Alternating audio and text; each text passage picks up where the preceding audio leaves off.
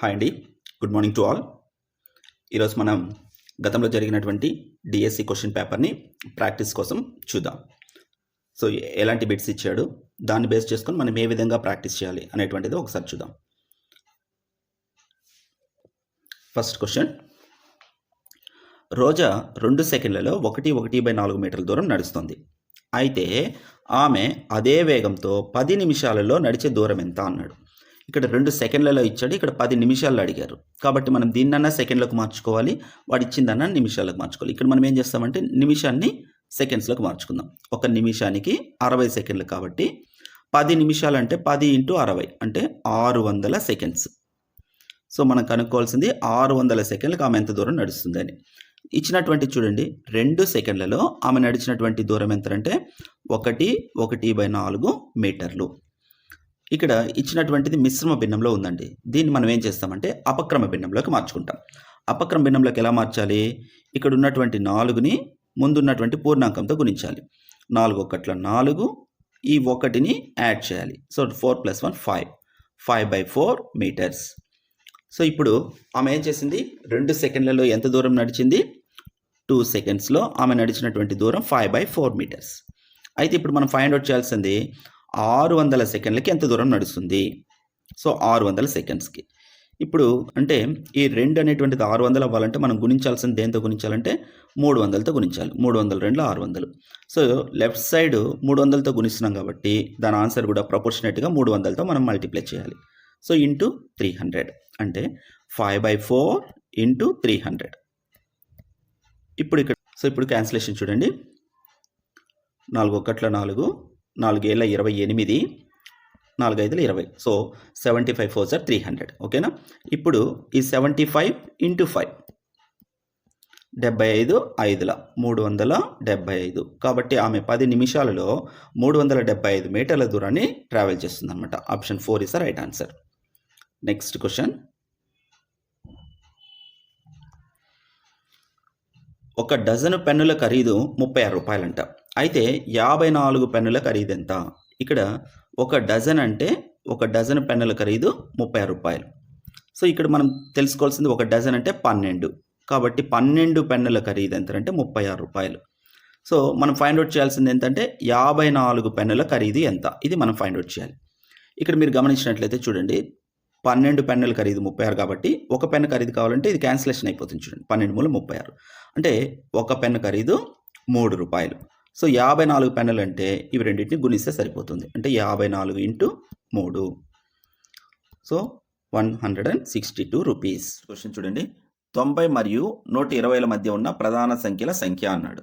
So 90కి 120కి మధ్యలో ఎన్ని ప్రధాన సంఖ్యలు ఉన్నాయి అని ఈ క్వశ్చన్కి మనం ఆన్సర్ చేయాలంటే ముందు ప్రధాన సంఖ్య అంటే ఏంటో తెలియాలి. సో ప్రధాన సంఖ్యలు అంటే ఏంటి? ఏ సంఖ్యలు అదే సంఖ్యతో మాత్రమే భాగించబడతాయో అటువంటి సంఖ్యని ప్రధాన సంఖ్యలు అంటాం. మరి ఏ సంఖ్యనైనా మనం లెక్కించేటప్పుడు చెక్ చేసేటప్పుడు ప్రతి సంఖ్యతో భాగించబడుతుందా లేదా అని చెక్ చేయడం చాలా కష్టం. అందుకని ఇక్కడ మనము ఒక చిన్న ట్రిక్ ఫాలో అవుతాం. ఏంటంటే మనకి ఇచ్చినటువంటి సంఖ్య ఏదైతే ఉందో, ఇప్పుడు దీంట్లో పెద్ద సంఖ్య 120. ఇప్పుడు మనం గమనించాల్సింది ఏంటంటే ఈ 120 కంటే తక్కువగా ఉన్నటువంటి ఖచ్చిత వర్గ సంఖ్యని గుర్తించాలి. ఈ 120 కంటే తక్కువగా ఉన్నటువంటి ఖచ్చిత వర్గ సంఖ్య 10² 100. నెక్స్ట్ 11² చూసామనుకోండి, 11² చూస్తే 121, దీన్ని దాటేస్తుంది. కాబట్టి 120 కంటే తక్కువగా ఉన్నటువంటి ఖచ్చిత వర్గ సంఖ్య ఎంత అంటే 10. అవునా? ఇప్పుడు 10 లోపల ఉన్నటువంటి ప్రధాన సంఖ్యలు ఏవేమో మనం రాసుకోవాలి. 10 లోపల ఉన్న ప్రధాన సంఖ్యలు ఏమున్నాయి? 10 లోపల ప్రధాన సంఖ్యలు 2 3 5 7. ఇప్పుడు మనకు కావాల్సినటువంటి సంఖ్య కావాలంటే ప్రధాన సంఖ్యల 120 లోపల ఉన్నటువంటి ప్రధాన సంఖ్యలు అవునా కదా చెక్ చేయాలంటే ఈ 4తో చెక్ చేస్తే సరిపోతుంది అనమాట. సో ఇక్కడ 90కి 120కి మధ్యలో మొత్తం టోటల్గా 29 సంఖ్యలు ఉంటాయి. ఇప్పుడు వాటిలో 2తో పోయేటివి ఏమి ఉంటాయంటే సరి సంఖ్యలన్నీ వాటితో 2తో పోతాయి. మిగిలిన సంఖ్యలు ఏమున్నాయి? 91 93. సో 90కి 120కి మధ్య ఉన్నటువంటి సంఖ్యల్లో ఏవైతే సరి సంఖ్యలు ఉంటాయో ఆ సంఖ్యలన్నీ 2తో భాగించబడతాయి. కాబట్టి 2తో భాగించబడేటువంటి సంఖ్యలన్నీ మనం రిమూవ్ చేస్తే రిమైనింగ్ నెంబర్స్ ఎవరంటే ఇవి. ఇప్పుడు వీటిలో చూసిన వెంటనే మనం ఐడెంటిఫై చేయగలిగేది 5తో భాగించబడేటివి. సో ఇవన్నీ లాస్ట్ అంకెలో లాస్ట్ అంకె 5 గాన ఉంటే లేదా 0 గాన ఉంటే అవి 5తో భాగించబడతాయి. కాబట్టి ఇక్కడ ఇచ్చినటువంటి సంఖ్యలన్నీ 5తో భాగించబడతాయి. అవి రిమూవ్ చేసేసాం. నెక్స్ట్ మనం చెక్ చేయాల్సింది ఏంటంటే 3 యొక్క భాజనీయత సూత్రాన్ని గుర్తుకు చేసుకోండి. 3 యొక్క భాజనీయత సూత్రం ఏంటి? ఏ సంఖ్యలో ఇచ్చినటువంటి సంఖ్యలో ఉన్నటువంటి అంకెల మొత్తం 3 యొక్క గుణిజం అయితే అంటే 3 ఏకంలో వస్తే అప్పుడు అది 3తో భాగించబడుతుంది అని. ఇప్పుడు కాబట్టి ఇచ్చినటువంటి సంఖ్యలన్నింటినీ కూడా అంకెల మొత్తం చూసుకోండి. ఇప్పుడు ఫస్ట్‌ది 9 + 1 10 3 ఏకంలో పోదు. 9 + 3 12 ఇది 3 ఏకంలో వస్తుంది కాబట్టి 3 ఏకంతో పోతుంది. నెక్స్ట్ 9 + 7 16 ఇది 99 3 ఏకంతో పోతుంది. 1 + 1 2 3తో పోదు. 4 3తో పోదు. 8 3తో పోదు. 10 3తో పోదు. ఇక్కడ 111 ఇది 3 ఏకంతో పోతుంది. నెక్స్ట్ 3 ఏకంతో అంటే ఇవి మొత్తం కూడితే 5 వస్తుంది. 3తో పోదు. ఇవి మొత్తం కూడితే 9 వస్తుంది కాబట్టి 3తో పోతుంది. ఇవి మొత్తం కూడితే 11 సో 3 ఏకంతో పోదు. సో 3తో పోయేటివన్నీ కూడా మనం క్యాన్సిల్ చేసేసాం. ఇంకా లాస్ట్ చెక్ చేయాల్సింది 7. సాధారణంగా అందరూ 2, 3, 5 ఇట్లా భాజనీయత సూత్రాలు నేర్చుకుంటారు. బట్ 7 యొక్క భాజనీయత సూత్రం మ్యాక్సిమం నేర్చుకుంటారు. బట్ ఇక్కడ ఒక చిన్న ట్రిక్ చెప్తాను చూడండి. 7 యొక్క భాజనీయత సూత్రం ఫర్ ఎగ్జాంపుల్ ఇక్కడ ఇచ్చిన ఫస్ట్ నెంబర్ తీసుకుందాం 91. సో 91 ఇచ్చినప్పుడు దీన్ని 7 యొక్క భాజనీయత సూత్రం ప్రకారం ఇది 7 ఏకంలో భాగించబడుతుందా లేదా అనేది మనం ఎలా చెక్ చేయాలో చూద్దాం. ఫస్ట్ యూనిట్ డిజిట్ తీసుకోండి. ఈ యూనిట్ డిజిట్ని డబుల్ చేయండి. డబుల్ చేస్తే ఎంత వస్తుందండి? 2. 1ని డబుల్ చేస్తే 2. ఈ 2ని ఏం చేస్తారంటే దాని ముందు ఉన్నటువంటి సంఖ్య నుంచి తీసేయండి. డిఫరెన్స్ తీసుకోండి. 9కి 2కి డిఫరెన్స్ 7. సో 7 అనేటువంటిది 7 యొక్క గుణిజం. సో ఈ డిఫరెన్స్ అనేది 0 లేదా 7 యొక్క గుణిజం వచ్చిందనుకోండి, అప్పుడు మనకి ఇచ్చినటువంటి నెంబర్ అనేది 7 ఏకంతో భాగించబడుతుంది అని అర్థం. కాబట్టి ఇక్కడ 91 అనేది 7 ఏకంతో భాగించబడుతుంది కాబట్టి ఇది ప్రధాన సంఖ్య కాదు. నెక్స్ట్ నెంబర్ చూడండి 97. సో 97 అంటే 7ని డబుల్ చేస్తే 14. 14 9 దాని ముందు 9 ఉంది. సో 14కి 9కి మధ్య డిఫరెన్స్ 5 అంటే ఇది 7 ఏకంతో భాగించబడదు. అంటే ఈ నెంబర్ ప్రధాన సంఖ్య. ఓకేనా? నెక్స్ట్ 101. ఇప్పుడు 7తో పోతుందా లేదా చెక్ చేయాలంటే 1ని డబుల్ చేస్తాం 2 అవుతుంది. ఇది దాని ముందు 10 ఉంది కాబట్టి 10లో 2 పోతే 8. సో ఇది 7 యొక్క గుణిజం కాదు కాబట్టి ఇది కూడా ప్రధాన సంఖ్య. నెక్స్ట్ 103 లాస్ట్ అంకె 3ని డబుల్ చేస్తే 6.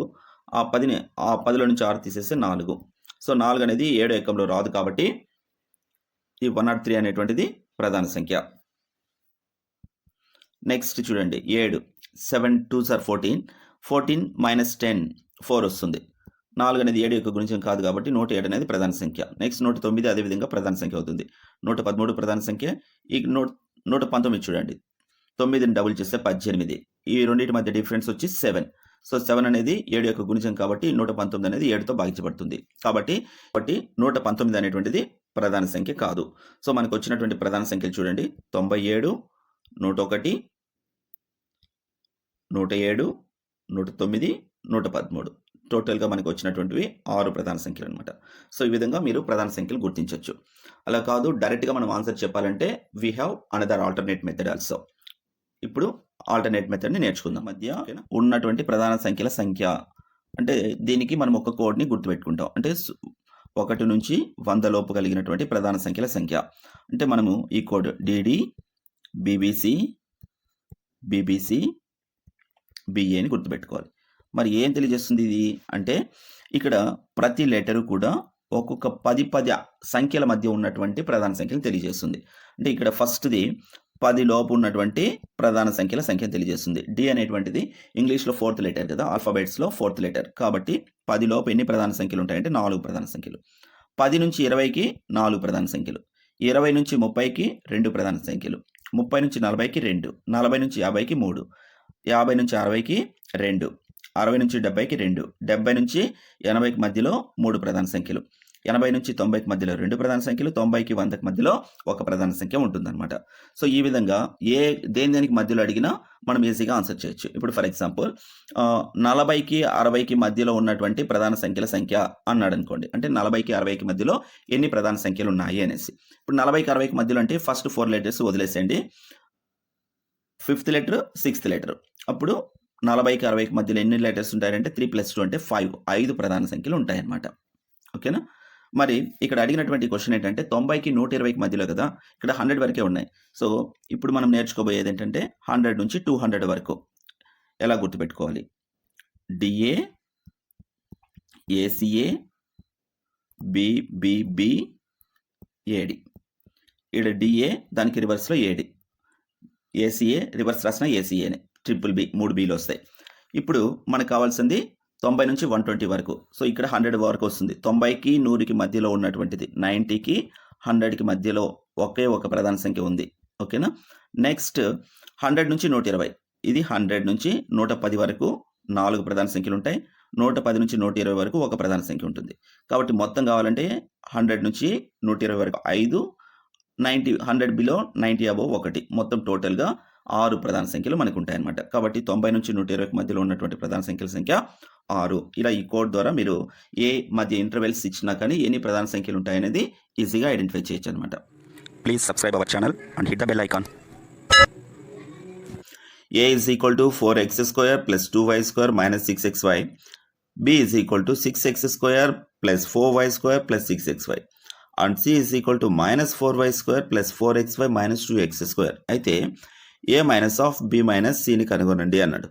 సో ఇక్కడ A minus of B minus C అంటే ఈ మైనస్ లోపల పోవడం వల్ల A minus B plus C అవుతుంది.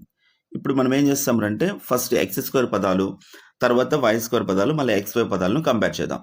So first A minus B అన్నాడు కాబట్టి ఏలో ఉన్నటువంటి ఎక్స్ స్క్వేర్ పదం ప్లస్ 4. నెక్స్ట్ మైనస్ B అన్నాడు అంటే Bలో ఉన్నటువంటి ఎక్స్ స్క్వేర్ పదం ఎంత ఉందండి? ప్లస్ 6. సో ఇక్కడ మైనస్ ఉంది కాబట్టి అదేమవుతుందంటే మైనస్ 6 అవుతుంది. Cలో ఉన్నటువంటి ఎక్స్ స్క్వేర్ పదం, Cలో ఎక్స్ స్క్వేర్ పదం ఏముంది? మైనస్ 2, కాబట్టి మైనస్ 2. ఇప్పుడు ఈ విలువ ఏమవుతుందంటే 4, ఇవి రెండు ఒకే గుర్తులు ఉన్నాయి కాబట్టి ఇవి రెండు కూడతాం మైనస్ 8. సో ఒక ప్లస్ మైనస్ వచ్చింది, తీసేస్తాం. Final answer minus 4. పెద్దానికి మైనస్ ఉంది కాబట్టి మైనస్ 4. ఇది ఎక్స్ స్క్వేర్ పదం కాబట్టి మనకు రావాల్సిన ఆన్సర్ మైనస్ 4x స్క్వేర్లో ఉండాలి. సో మైనస్ 4x స్క్వేర్లో రెండు ఆప్షన్స్ ఉన్నాయి, 1 and 3. కాబట్టి నెక్స్ట్ వై స్క్వేర్ పదాలని కంపేర్ చేద్దాం. వై స్క్వేర్ పదాలంటే ఇక్కడ ఏలో వచ్చి 2y స్క్వేర్ అంటే 2, బిలో ప్లస్ 4y స్క్వేర్, ఇక్కడ మైనస్ చేయాలి కాబట్టి మైనస్ 4, సిలో మైనస్ 4y స్క్వేర్ ఉంది కాబట్టి సిలో మైనస్ 4 దాని యొక్క వై స్క్వేర్ యొక్క గుణకం. ఇప్పుడు చూడండి ఇవి రెండు ఒకే గుర్తులు ఉన్నాయి కాబట్టి కూడతాం మైనస్ 8. ఒక ప్లస్ ఒక మైనస్ వచ్చింది కాబట్టి తీసేస్తాం. 8లో 2 పోతే 6, పెద్దానికి మైనస్ కాబట్టి మైనస్ 6y స్క్వేర్. సో ఇప్పుడు ఈ రెండిట్లో మైనస్ 6 ఎక్కడుందో అది మనకు కావాల్సిన ఆప్షన్ కాబట్టి option 1 is the right answer. ఓకేనా? నెక్స్ట్ క్వశ్చన్ చూడండి. క్రింద ఇచ్చిన వాటిలో దేనితో త్రిభుజం ఏకైక నిర్మాణం సాధ్యపడదు అన్నాడు. ఇక్కడ ఫస్ట్ 3 భుజాల కొలతలు ఇచ్చినప్పుడు, త్రిభుజం యొక్క 3 భుజాల కొలతలు ఇచ్చినప్పుడు మనం ఆ త్రిభుజంని నిర్మించగలం. త్రిభుజ నిర్మాణానికి కావాల్సినటువంటి స్వతంత్ర కొలతల సంఖ్య 3. ఆ 3 భుజాలు ఇచ్చినప్పుడు మనము నిర్మించగలుగుతాం. అదేవిధంగా ఒక భుజం కొలత 2 కోణాలు ఇచ్చినప్పుడు, ఇక్కడ ఇచ్చినటువంటి ఒక భుజము దాని భూమి యొక్క 2 కోణాలు ఇచ్చినప్పుడు కూడా మనం త్రిభుజాన్ని నిర్మించగలం. నెక్స్ట్ 3 కోణాల కొలతలు ఇచ్చినప్పుడు, 3 కోణాల కొలతలు అంటే ఒక 30 డిగ్రీలో, 40 డిగ్రీలో, 30 డిగ్రీలో, 40 డిగ్రీలో, నెక్స్ట్ 110 డిగ్రీలు ఇలా ఇచ్చాడు అనుకుందాం. ఇప్పుడు దీంతో మనం త్రిభుజం నిర్మించాలంటే ఇదే కొలతలతో పెద్ద త్రిభుజాన్ని నిర్మించవచ్చు, అదే కోణం వచ్చేటట్టు చిన్న త్రిభుజాన్ని నిర్మించవచ్చు.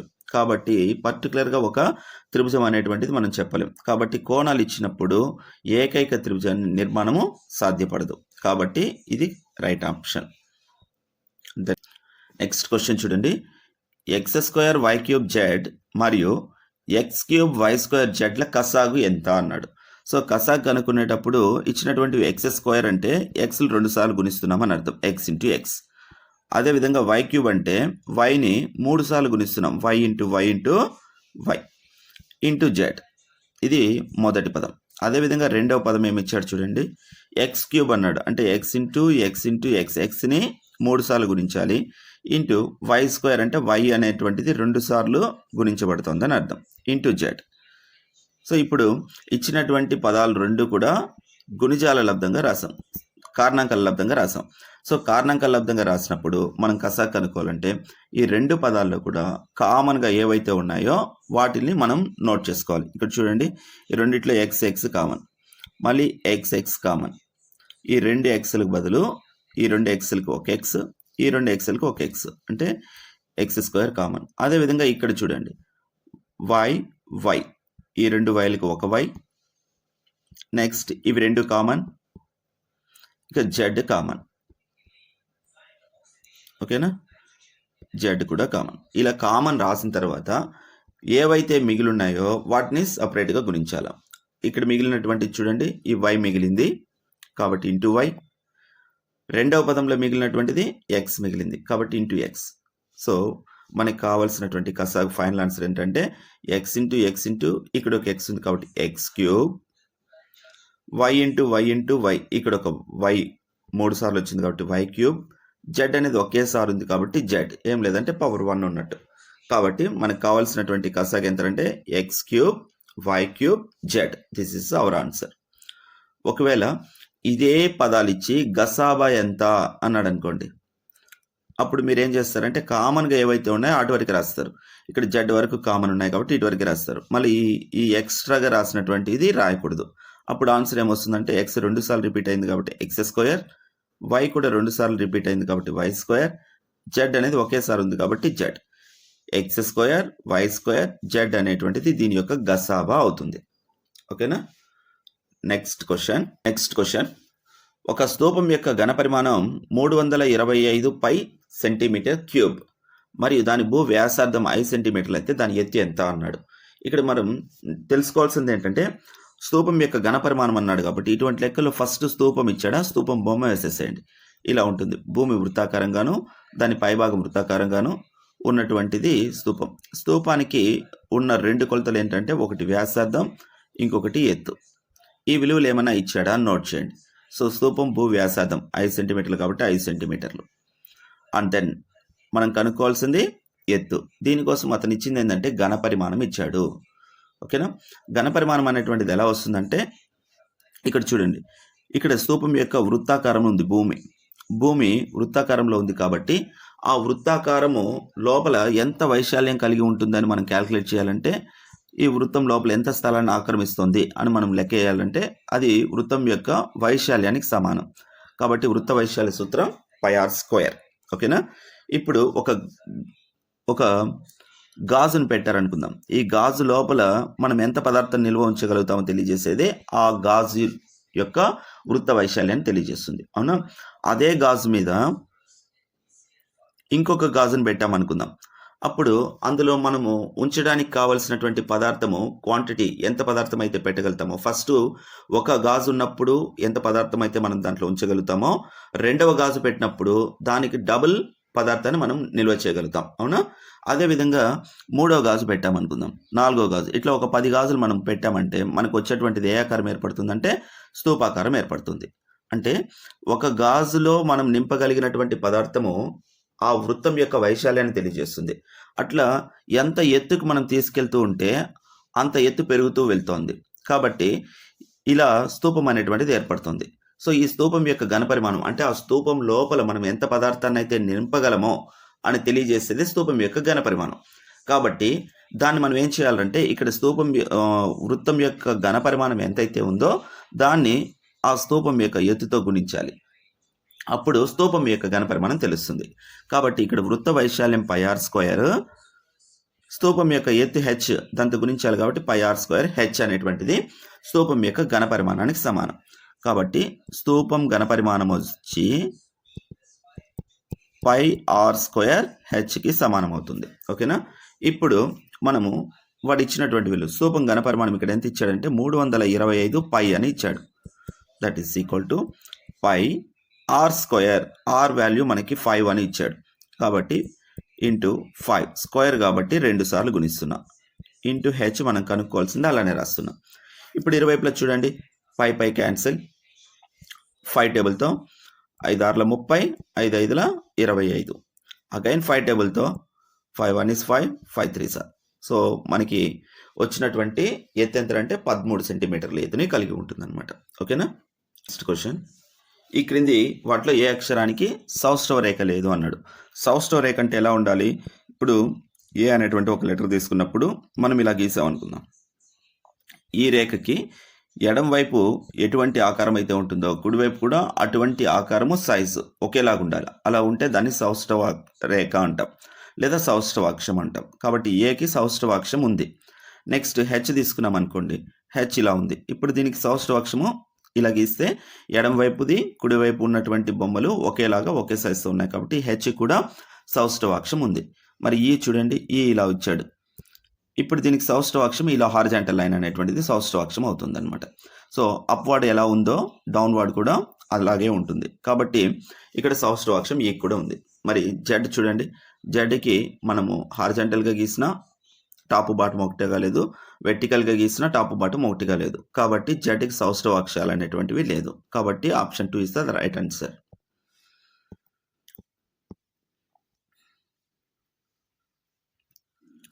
నెక్స్ట్ క్వశ్చన్, సమద్విబాహు త్రిభుజంలో ఆధార కోణాలలో ఒకటి 55 డిగ్రీలు అయితే దాని శిఖరాగ్ర కోణం ఎంత అన్నాడు. ఇక్కడ సమద్విబాహు త్రిభుజం.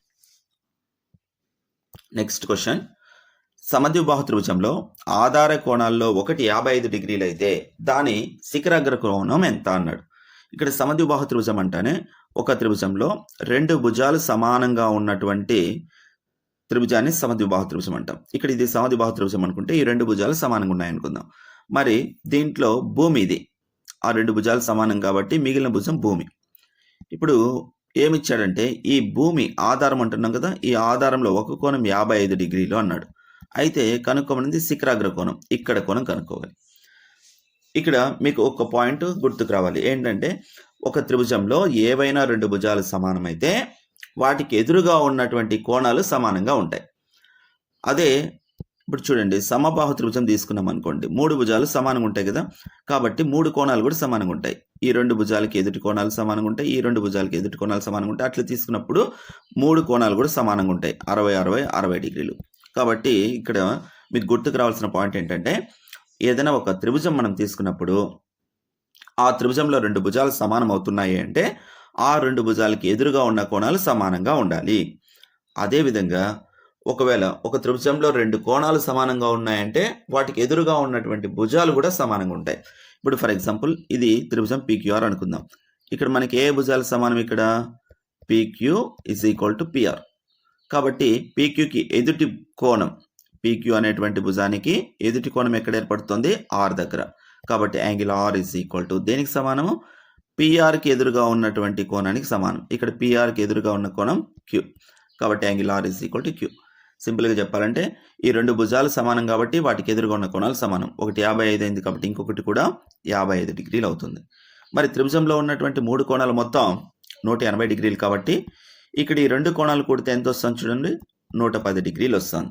కాబట్టి ఈ 180లో నుంచి 110 డిగ్రీలు తీసేస్తే మిగిలింది 70. కాబట్టి ఆ 70 డిగ్రీలే ఇక్కడ ఏర్పడేటువంటి శిఖరాగ్ర కోణానికి సమానం. కాబట్టి option 1 is the right answer. Next question, ఇక్కడ ఇచ్చినటువంటి క్వశ్చన్స్ చూడండి, మధ్యలో ప్లస్లు కనిపిస్తున్నాయి. ఈ ప్లస్ ఏం చేస్తుందంటే ఈ మొత్తాన్ని ఒక పదంగాను, ఇది రెండవ పదంగాను, ఇది మూడవ పదంగాను డివైడ్ చేస్తున్నాయి. ఒక బీజ సమాసం ఏదైనా మీరు గమనించండి, ప్లస్ మైనస్ ఏం చేస్తుందంటే వాటిని రెండు పదాలుగా స్ప్లిట్ చేస్తుంది. అదే ఇంటూ డివైడెడ్ బై ఏం చేస్తుందంటే వాటిని అన్నిటిని ఒకే పదంగా ఉంచుతుంది అనమాట. ఇక్కడ ఎప్పుడు కూడా ఇట్లాంటివి క్వశ్చన్స్ మనకి ప్లస్లు మైనస్లు ఇట్లా వచ్చినప్పుడు, అంటే రెండు పదాలుగా ఇట్లాంటి బీజ సమాసంలో ఇట్లాంటి క్వశ్చన్స్ వచ్చినప్పుడు మోస్ట్లీ వీటి ఆన్సర్ ఏమై ఉంటుందంటే 0 అయి ఉంటుంది. అదే ఇంటూలు డివైడెడ్ బైలు వచ్చినప్పుడు వీటి ఆన్సర్స్ ఏమై ఉండాలంటే 1. మోస్ట్లీ ఇటువంటి ఆప్షన్స్ మీకు బీజీయ సమాసంలో కనిపిస్తాయి, నెక్స్ట్ ట్రిగ్నామెట్రీలో కనిపిస్తాయి, త్రికోణమితిలో. సో త్రికోణమితిలో మీకు ఒక పెద్ద సమాసం ఇచ్చేసి మధ్యలో ప్లస్లు కానీ మైనస్లు కానీ ఇట్లా ఇచ్చాడు అంటే దాని ఆన్సర్ ఆటోమేటిక్గా 0 అయ్యేటువంటి అవకాశాలు 99% ఉంటాయి. నెక్స్ట్ అదేవిధంగా వాటి మధ్యలో ఇంటూ డివైడెడ్ బైలు ఇట్లా ఇచ్చాడంటే వాటి ఆన్సర్స్ 1 అయ్యేటువంటి అవకాశాలు 99% ఉంటాయి అన్నమాట. ఇప్పుడు దీన్ని సింప్లిఫై చేద్దాం. ఏంటి ఇచ్చినటువంటి దాంట్లో ఈ ప్లస్కి ముందు ఏముందంటే A - B ఇంటూ A+B ఉంది. సో ఇక్కడ డైరెక్ట్గా మనకు తెలిసిన ఫార్ములా A+B ఇంటూ A-B. ఏంటి ఫార్ములా, A² - B². ఈ ఫార్ములాని మీరు ఐడెంటిఫై చేసేటప్పుడు ఫస్ట్ మీరు గుర్తించాల్సింది ఏంటంటే మొదటి పదాలు సమానంగా ఉన్నాయా లేదా, రెండవ పదాలు సమానంగా ఉన్నాయా లేదా. చేంజ్ అవ్వాల్సింది గుర్తు మాత్రమే చేంజ్ అవ్వాలి. ఒక ప్లస్ ఉంటే ఒక మైనస్ ఉండాలి. ఇది ముందు ఉండొచ్చు, ఇది తర్వాత కూడా ఉండొచ్చు. కాబట్టి ఇక్కడ మీరు గమనించాల్సింది ఇచ్చినటువంటి రెండు పదాల్లో మొదటి పదాలు సమానంగా ఉన్నాయా లేదా, రెండవ పదాలు సమానంగా ఉన్నాయా లేదా, వాటి మధ్యలో ఉన్నటువంటి గుర్తులు మారుతున్నాయా లేదా అనేటువంటిది గమనించండి. ఇలా ఉన్నప్పుడు మొదటి పదాన్ని స్క్వేర్ చేయండి మైనస్ రెండవ పదాన్ని స్క్వేర్ చేయండి. సో ఇక్కడ క్వశ్చన్లో a minus b into a plus b ఉంది కాబట్టి దీని ఆప్షన్ ఏమవుతుందంటే a square minus b square plus రెండవది చూడండి b minus c into b plus c. మొదటి పదం బి సమానం, రెండవ పదం సి సమానం, ప్లస్ మైనస్ వచ్చింది కాబట్టి B square minus C square. Next మూడవది చూడండి మొదటి పదం సిసి సమానం, రెండవ పదం ఏఏ సమానం, ఒక ప్లస్ వచ్చింది ఒక మైనస్ వచ్చింది. So here also c square minus a square. ఇప్పుడు మన క్యాన్సిలేషన్ పోతాయి చూడండి ప్లస్ ఏ స్క్వేర్లో నుంచి మైనస్ ఏ స్క్వేర్ క్యాన్సిల్ అయిపోయింది. Plus b square minus b square plus c square minus C square. So అడిషన్లో ఉన్నటువంటి పదాలు అన్నీ వ్యానిష్ అయిపోయాయి కాబట్టి ఫైనల్ ఆన్సర్ ఈస్ 0. ఓకేనా. నెక్స్ట్ క్వశ్చన్ భాగఫలం పరిపూర్ణ ఘనం కావాలంటే 5400ని భాగించాల్సిన అతి చిన్న సంఖ్య ఎంత? సో భాగించాల్సిన చిన్న సంఖ్య అడిగాడు, కొన్నిసార్లు గుణించవలసిన చిన్న సంఖ్య అని అడుగుతాడు. అది ఎప్పుడు ఇక్కడ ఘనం కావాలంటే. అదేవిధంగా వర్గం అడిగినప్పుడు కూడా ఒక పరిపూర్ణ వర్గం కావాలంటే గుణించవలసిన చిన్న సంఖ్య ఏది లేదా భాగించవలసిన చిన్న సంఖ్య ఏది ఇలా. ఇప్పుడు ఘనం అడిగాడు. సో ఘనంలో కూడా గుణించాల్సిన చిన్న సంఖ్య, భాగించాల్సిన చిన్న సంఖ్య.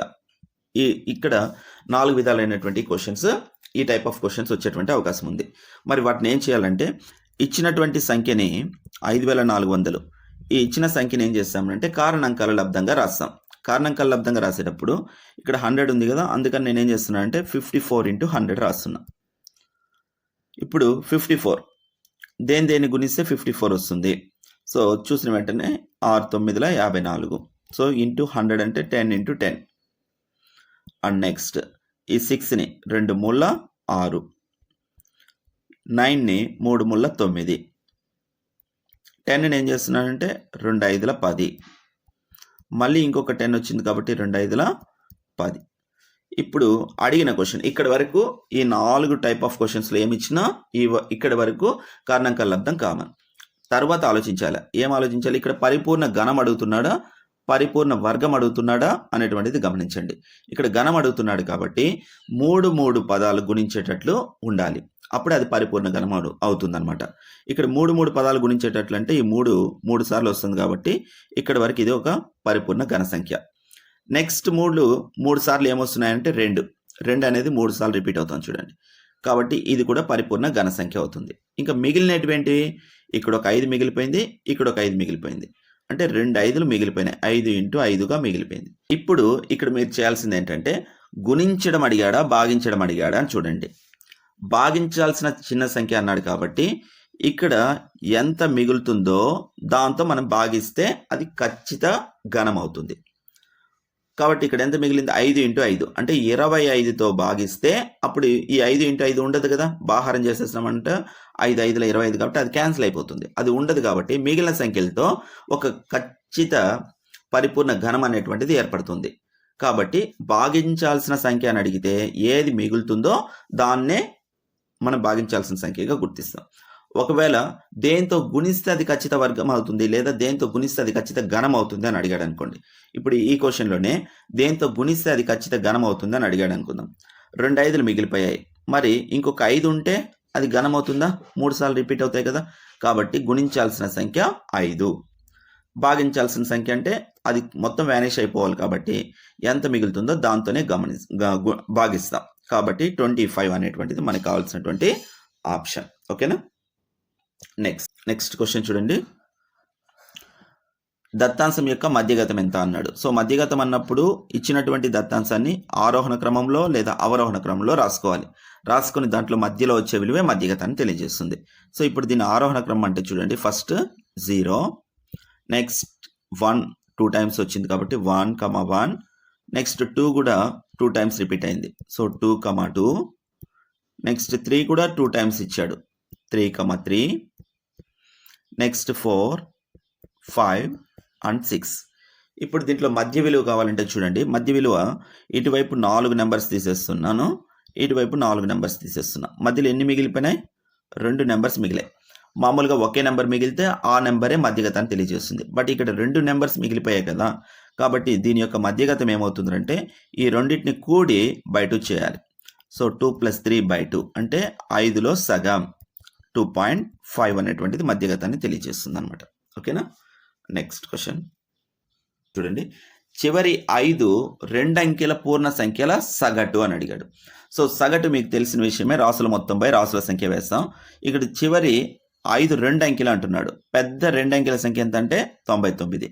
చివరి 5 అంకెలు అన్నాడు కాబట్టి చివరి 5 సంఖ్యలు అన్నాడు కాబట్టి 99, 98, 97, 96, 95 మొత్తం 5 సరిపోయినాయి కదండి.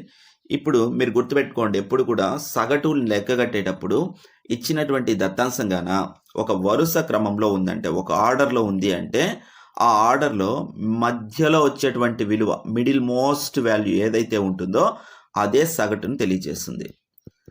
ఓకేనా. ఇక్కడ ఇచ్చినటువంటి 5 కూడా ఒక ఆర్డర్లో ఉన్నాయి, అంటే వరుస క్రమంలో ఉన్నాయి. సో ఆ వరుస క్రమంలో మిడిల్ మోస్ట్ వాల్యూ దేని తెలియజేస్తుంది అంటే సగటును తెలియజేస్తుంది. కాబట్టి ఇక్కడ సగటు ఎంత అంటే 97. మీరు ఇంకా వాటిని కూడి బై 5 చేయాల్సిన అవసరం లేదు. అదేవిధంగా ఇప్పుడు ఒక ఆర్డర్ అన్నాను కదా, వరుస క్రమం అంటే ఇప్పుడు ఫస్ట్ నెంబర్ 10 ఉంది అనుకుందాం.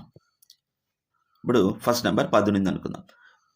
5 15, 20, 25, 30 ఇలా ఉనింది. ఇప్పుడు దీని యొక్క సగటు ఎంత, ఇలా దత్తాంశం ఇచ్చాడు. ఇక్కడ ఒక ఆర్డర్ని ఫాలో అవుతున్నాయి, +5 +5 +5 అట్లా. సో ఇట్లా ఒక ఆర్డర్ని ఫాలో అవుతున్నాయి. మరి దాని యొక్క సగటు ఎంత అంటే మధ్యలో వచ్చే విలువ సగటు అని తెలియజేస్తుంది. అంటే వీటి యొక్క సగటు ఎంత అంటే 20. ఓకేనా. Next question. ఒక స్టేషనరీ కిట్ను 250 రూపాయలకు అమ్మితే 50 రూపాయలు లాభం వచ్చింది. అయితే లాభ శాతం ఎంత అన్నాడు.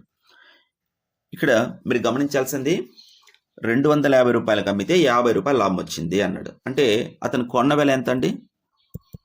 సో అతను కొన్న వెల 250కి అమ్మితే 50 రూపాయలు లాభం వస్తుంది కాబట్టి అతను కొన్న వెల వచ్చి ఆ 250లో 50 తీసేస్తేనే, కాబట్టి అతను కొన్న వెల వచ్చి 200 రూపాయలు. మరి లాభ శాతం ఎంత అన్నాడు. ఈ 200 రూపాయలు అతను ఇన్వెస్ట్ చేస్తే అతనికి వచ్చిన లాభం వచ్చి 50 రూపాయలు. జస్ట్ మార్క్స్ వేసినట్టు చూడండి. మీకు 200 మార్కులకి ఎగ్జామ్ పెడితే 50 మార్కులు వచ్చాయనుకోండి, అప్పుడు మనం మార్కులు ఎలా వేస్తామండి భిన్నంలో? 200 మార్కులకు గాను వచ్చిన మార్కులు 50. ఇది భిన్నం. ఇప్పుడు దీన్ని శాతంగా మార్చాలంటే into 100. So 100 1s 102 sir, 2 1s 225 sir. కాబట్టి 25% అతనికి లాభ శాతం వచ్చింది. నెక్స్ట్ క్వశ్చన్ చూడండి. x/y = 1 - 1/4 మరియు 2x + 3.5y = 100 అయితే y విలువ ఎంత? ఇక్కడ y విలువ కనుక్కోవాలండి. సో ఫస్ట్ ఇచ్చిన ఈక్వేషన్ చూడండి. x/y = 1 - 1/4. సో ఇక్కడ భిన్నం ఇచ్చింది కాబట్టి దీన్ని కూడా భిన్నంలోకి మారుస్తాం. అంటే ఇక్కడ 2 భిన్నాల తీసివేద్దాం. 2 భిన్నాలు ఇచ్చినప్పుడు ఏ విధంగా మనం తీసివేయాలి అంటే, ఫస్ట్ హారాలని గుణించేయాలి. ఇక్కడ హారంలో 4 × 1, 4 1 4. ఎప్పుడైతే హారాలను గుణిస్తామో మనము క్రాస్ మల్టిప్లికేషన్ చేయాలి. అంటే రెండవ హారాన్ని మొదటి లవంతో, మొదటి హారాన్ని రెండవ లవంతో గుణించాలి. అంటే 4 1 4 మైనస్ 1 1 1. అంటే ఇప్పుడు మనకు వచ్చినటువంటి x/y ఎంత వచ్చింది చూడండి, 3/4. అంటే x విలువ 3 అయినప్పుడు y విలువ 4. జస్ట్ కంపారిజన్ కోసం అనమాట. ఇప్పుడు మనకు కనుక్కోవాల్సింది y విలువ కాబట్టి ఇక్కడ y ఎంత వచ్చిందంటే 4 వచ్చింది. అంటే 4 యొక్క గుణిజాలు మనకి ఇచ్చినటువంటి ఆప్షన్స్లో ఎక్కడున్నాయో చూడండి. 4 యొక్క గుణిజాలు కనుక గమనిస్తే ఫస్ట్ ఆప్షన్లో 4 × 5 = 20. ఇది 4 గుణిజం కాదు, 25. నెక్స్ట్ 60 4 యొక్క గుణిజం, 4 × 16. ఇది 4 గుణిజం కాదు. ఇప్పుడు 4 యొక్క గుణిజాల్లో 2 ఆప్షన్స్ వచ్చాయి. దాంట్లో ఫస్ట్ ఆప్షన్ చూస్తే 20 ఉంది. అంటే 4 × 5 = 20. అవునా. సో దీన్ని 5తో గుణిస్తున్నాం కాబట్టి x విలువను కూడా 5తో గుణిస్తాం. అంటే 5 × 15. అంటే దీని అర్థం x విలువ 15 అయితే y విలువ ఎంత ఉండాలంటే 20 అయి ఉండాలి. అంటే ఇప్పుడు x విలువ 15, y విలువ 20. సో x 15, y వచ్చి 20 అవుతుంది అనమాట. మరి ఇప్పుడు ఇచ్చినటువంటి రెండవ సమీకరణంలో ఇది సాటిస్ఫై అవుతుందో లేదో చూద్దాం. 2x + 3.5y = 100. దీంట్లో ఇది సాటిస్ఫై అవుతుందో లేదో చూడండి. x విలువ 15 కాబట్టి 15 2 30 ప్లస్ 3.5 × y విలువ 20 కాబట్టి 35 2 70 = 100. ఇది సరిపోతుంది కాబట్టి మనకి కావాల్సినటువంటి ఆప్షన్స్, దీని యొక్క సొల్యూషన్స్ x = 15 అండ్ y = 20. కాబట్టి option 1 is the right answer. Next question చూడండి. కర్ణాల పొడవులు 9.8 సెంటీమీటర్లు మరియు 8.2 సెంటీమీటర్లుగా కలిగిన సమచతుర్భుజ వైశాల్యం ఎంత అన్నాడు. సో సమచతుర్భుజం అంటానే ఫస్ట్ మీరు సమచతుర్భుజం బొమ్మ గీయండి. అంటే రాంబస్ బొమ్మ గీస్తాం. దీంట్లో కర్ణాల పొడవులు ఇచ్చాడు. ఫస్ట్ కర్ణం 9.8 సెంటీమీటర్స్, రెండవ కర్ణం 8.2 సెంటీమీటర్స్. ఇప్పుడు దీని వైశాల్యం కావాలంటే మనం ఏం చేయాలి, ఇక్కడ ఇచ్చినటువంటి కర్ణాల లబ్దంలో సగం, కర్ణాలు ఏవైతే ఇచ్చింటాడో వాటి లబ్దంలో సగం, లబ్దం అంటే గుణించడం, కాబట్టి ఈ రెండింటిని గుణించి దాంట్లో సగం తీసుకోవాలి. ఈ గుణకారం చేసేటప్పుడు మీరు ఒక చిన్న ట్రిక్ని ఫాలో అవ్వచ్చు. ఇక్కడ 9.8 కదా, 9.8కి రౌండెడ్ నెంబర్ అంటే దీని దగ్గరలో ఉన్న పూర్ణాంక సంఖ్య 10. అదేవిధంగా 8.2కి దగ్గరలో ఉన్న పూర్ణాంక సంఖ్య 8. ఇప్పుడు మనకి వైశాల్యం కావాలంటే కర్ణాల లబ్దంలో సగం, కాబట్టి ఇప్పుడు ఈ 2 కర్ణాల లబ్దం తీసుకుంటాను. 2 కర్ణాల లబ్దం ఎంత వచ్చిందంటే 80. మరి దీంట్లో సగం అంటే బై 2. సో 80లో సగం 40. కాబట్టి మనకు వచ్చే ఆన్సర్ కూడా సుమారు విలువ ఎంత ఉండాలంటే 40 ఉండాలి. ఇచ్చినటువంటి ఆప్షన్స్ చూడండి, ఒకటి 60.27 ఉంది, రెండవ ఆప్షన్ 80.36, మూడో ఆప్షన్ 40.18, నాలుగో ఆప్షన్ 20.09. సో ఇక్కడ మనకు వచ్చినటువంటి ఆప్షన్ 40 కాబట్టి 40 అరౌండ్లో ఉన్నటువంటిది మనకు కావాల్సినటువంటి ఆన్సర్. ఓకేనా? లేదు దీన్ని ఫార్ములా బేస్డ్ పోవాలంటే ఎలా చేయాలో చూద్దాం. 2 కర్ణాలు ఇచ్చాడు, అయితే దీని వైశాల్యం ఎంత అన్నాడు. సో రాంబస్ వైశాల్యం ఇస్తానే మీకు గుర్తుకు రావాల్సింది ఏంటంటే కర్ణాల లబ్దంలో సగం తీసుకుంటే రాంబస్ వైశాల్యం వస్తుంది అనేటువంటిది గుర్తుకు రావాలి. లేదు మీకు ఇచ్చినటువంటి ఫార్ములా రాంబస్ వైశాల్యం is equal to ½ d1 into d2, this a formula. 2 కర్ణాల లబ్దంలో సగం రాంబస్ వైశాల్యాన్ని తెలియజేస్తుంది. మరి ఇక్కడ మొదటి కర్ణం వచ్చి 9.8, రెండవ కర్ణం 8.2, వచ్చిన దాంట్లో ½. ఇప్పుడు ఇక్కడ మనం ఏం చేయాలి, ఇవి రెండింటిని లబ్ధం చేసి ½ తీసుకోవాలి. సో గుణించగలిగితే గుణించండి, లేకపోతే డైరెక్ట్గా క్యాన్సిలేషన్ చూడండి. 2 1 2 4 8, ఒకటి ఉంటుంది కాబట్టి 9, అంటే 4.9 ఇంటూ 8.2. అవునా? ఇప్పుడు మనం చేసేటువంటి గుణకారంలో లాస్ట్ అంకెని గమనించండి, 9 ఇక్కడ 2, 9 2 18, అంటే లాస్ట్ డిజిట్ ఎంత రావాలి, 8 రావాలి. సో లాస్ట్ డిజిట్ 8 ఉన్నటువంటిది కరెక్ట్ ఆన్సర్. సో ఇక్కడ లాస్ట్ డిజిట్ 8 ఉన్నది థర్డ్ ఆప్షన్ 40.18, కాబట్టి దీని యొక్క వైశాల్యం 40.18. ఓకేనా? నెక్స్ట్ క్వశ్చన్, ఒక దీర్ఘగణం ఘనపరిమాణం 370 సెంటీమీటర్లు మరియు భూ వైశాల్యం 15 సెంటీమీటర్ స్క్వేర్స్ అయితే దాని ఎత్తు ఎంత? దీర్ఘగణం కాబట్టి దీర్ఘగణం బొమ్మ వేసుకోండి, ఇది దీర్ఘగణం. సో ఇలా ఉంటుంది, ఇది దీర్ఘగణం. దీర్ఘగణం అంటేనే దీంట్లో వచ్చే కొలతలు ఏంటంటే 1 పొడవు, 2 వెడల్పు, 3ది ఎత్తు. ఇది దీర్ఘగణం యొక్క బేస్, కింద భూ వైశాల్యం అంటాం. ఇది దీర్ఘగణానికి భూ వైశాల్యం. ఇప్పుడు ఇక్కడ ఏమి ఇచ్చాడు అంటే దీర్ఘగణం యొక్క ఘనపరిమాణం ఇచ్చాడు. ఘనపరిమాణం వచ్చి 375 సెంటీమీటర్ స్క్వేర్స్ అంట. దాని భూ వైశాల్యం 15 సెంటీమీటర్ స్క్వేర్స్ అయితే దాని ఎత్తు ఎంత? ఏ గణప వస్తువు యొక్క ఘనపరిమాణం అయినా కనుక్కోవాలంటే ఘనపరిమాణం ఇస్ ఈక్వల్ టు భూ వైశాల్యము ఇంటూ ఎత్తు. భూ వైశాల్యము ఇంటూ ఎత్తు. అది ఎలా వస్తుంది అంటే ఇప్పుడు ఇక్కడ గణం యొక్క ఘనపరిమాణం మనం గమనించాలంటే దాని భూమి ఏ ఆకారంలో ఉంటుందంటే దీర్ఘచతురస్రాకారంలో. సో ఇక్కడ దీర్ఘచతురస్రాకారంలో ఉంటుంది భూమి. ఇప్పుడు ఈ దీర్ఘచతురస్రము ఎంత స్థలాన్ని ఆక్రమిస్తుందో తెలియజేసేదే ఈ దీర్ఘచతురస్రం యొక్క వైశాల్యం. అవునా? మరి ఇంతే దీర్ఘచతురస్రం కలిగినటువంటి ఒక ఫ్రేమ్ని మనం తీసుకొని దీని మీద పెట్టామనుకోండి, అప్పుడు కొంచెం పైకి వస్తుంది. అట్లాంటి ఫ్రేమ్స్ని ఒక 10 ఫ్రేమ్స్ ఒకదాని మీద ఒకటి పెడుతూ వచ్చామంటే మనకి ఏర్పడేటువంటిది ఏంటంటే ఒక దీర్ఘఘనాకారంలో ఏర్పడుతుంది. అంటే ఇక్కడ ఏం డిఫరెన్స్ వల్ల దీర్ఘగణం ఏర్పడుతుందంటే హైట్లో డిఫరెన్స్ వల్ల. సో ఎంత వైశాల్యం అయితే కలిగి ఉంటుందో అది కింద అట్లనే ఉంటుంది. ఒక్కొక్క ఫ్రేమ్ పైన పెడుతూ వచ్చే కొద్దీ పైకి వచ్చే కొద్దీ మనకి ఏమవుతుందంటే ఒక ఎత్తు అనేటువంటిది ఏర్పడుతుంది. అప్పుడు మనకి దీర్ఘగణం ఏర్పడుతుంది. కాబట్టి ఆ దీర్ఘగణం లోపల ఎంత పదార్థాన్ని మనం నిల్వ చేయగలుగుతాము అని తెలియజేసేది దాని యొక్క ఘనపరిమాణం. అంటే అది ఎలా తెలుస్తుందంటే ఫస్ట్ ఉన్నటువంటి ఫ్రేమ్ యొక్క భూ వైశాల్యము ఇంటూ అది ఎత్తు ఎంత హైట్కి అయితే పెరుగుతుందో దాని ఎత్తుతో గుణిస్తే మనకి అక్కడ లోపల ఫిల్ అయ్యేటువంటి మొత్తం పదార్థ వైశాల్యం తెలుస్తుంది. అదే ఘనపరిమాణం అవుతుంది. కాబట్టి ఇక్కడ దీర్ఘగణం యొక్క ఘనపరిమాణము 375 centimetre squares is equal to భూ వైశాల్యం ఏమో 15. ఎంత హైట్ పెరిగిందో తెలియదు కాబట్టి అది హెచ్. మీరు గమనించాల్సింది ఏంటంటే మీకు తెలిస్తే డైరెక్ట్గా 15 ఏకంతో క్యాన్సిల్ చేసేయండి. 15 2 30, 15 5 75, కాబట్టి హెచ్ ఇస్ ఈక్వల్ టు 25 సెంటీమీటర్లు.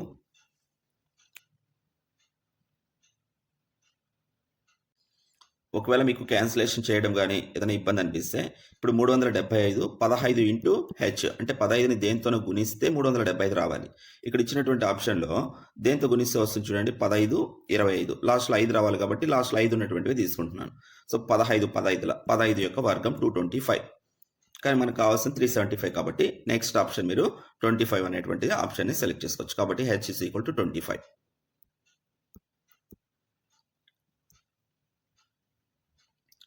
నెక్స్ట్ క్వశ్చన్ చూడండి. ఏ హిస్టోగ్రామ్ కన్సిస్ట్ ఆఫ్ సోపాన చిత్రం వీటిని కలిగి ఉంటుంది. సోపాన చిత్రం అంటే మనకి హిస్టోగ్రామ్ ఇలా ఉంటుందమ్మా. ఇది x అక్షము, y అక్షం. ఇక్కడ తరగతులు ఉంటాయి, ఇక్కడ పౌనఃపున్యాలు ఉంటాయి. ఒక్కొక్క తరగతికి ఎంత పౌనఃపున్యం వచ్చింది తెలియజేస్తూ దీర్ఘచతురస్రాలని గీయడం జరుగుతుంది.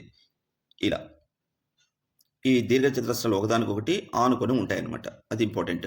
అదే బార్ గ్రాఫ్లో అయితే ఆనుకొని ఉండవు. డిఫరెన్స్ ఏంటంటే దీర్ఘచతురస్రానికి హిస్టోగ్రామ్కి బార్ గ్రాఫ్కి డిఫరెన్స్ ఏంటంటే ఇక్కడ ఉన్నటువంటి దీర్ఘచతురస్రాలు ఒకదానికొకటి టచ్ కాకుండా ఉంటాయి. ఎందులో బార్ గ్రాఫ్లో. అదే హిస్టోగ్రామ్లో అయితే ఒకదానికొకటి ఆనుకొని ఉంటాయి అన్నమాట. ఇక్కడ ఉన్నటువంటివి దీర్ఘచతురస్రాలు కాబట్టి మనం దీర్ఘచతురస్రాలని డైరెక్ట్గా ఆప్షన్ని సెలెక్ట్ చేసుకోవచ్చు. కానీ ఇక్కడికి వచ్చేటువంటి క్వశ్చన్ నెక్స్ట్ ఎలా ఉంటుందంటే ఈ దీర్ఘచతురస్రాల్లో వేటివి పొడవులు సమానమా వెడల్పులు సమానమా అనేటువంటిది మీరు గమనించాలి. ఎప్పుడు ఒక హిస్టోగ్రామ్ ఇచ్చినప్పుడు వాటిలో ఉన్నటువంటి దీర్ఘచతురస్రాలలో వెడల్పులు సమానం. ఆ వెడల్పు దేని తెలియజేస్తుందంటే తరగతి అంతరాన్ని తెలియజేస్తుంది. ఇచ్చినటువంటి దత్తాంశం యొక్క తరగతి అంతరంను తెలియజేస్తుంది. నెక్స్ట్ హైట్ దేన్ని తెలియజేస్తుంది అంటే పౌనఃపున్యాన్ని తెలియజేస్తుంది. అది మీరు ఇక్కడ గుర్తుపెట్టుకోవాల్సింది అనమాట. అంటే నెక్స్ట్ క్వశ్చన్.